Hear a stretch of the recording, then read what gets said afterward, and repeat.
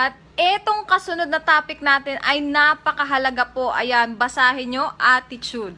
Pag tinotal mo po yung lahat ng letters sa attitude, magto-total siya na 100%.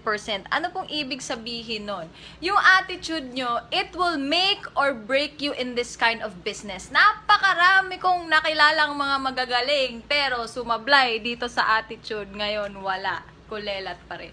So, ibig sabihin, gandahan mo lang yung attitude mo dito at panigurado, magiging successful ka. Ano-ano ba yung mga attitude na kailangan? Una, kailangan meron kang good listening and learning attitude. Kaya tama yung ginagawa mo ngayon, nakikinig ka ng NDO training na to kasi napakarami mo matututunan. At kung ano-ano yung mga sasabihin sa'yo ng upline mo, kailangan pakinggan nyo po yun kasi walang upline ang magsasabi ng masama or makakasama sa'yo.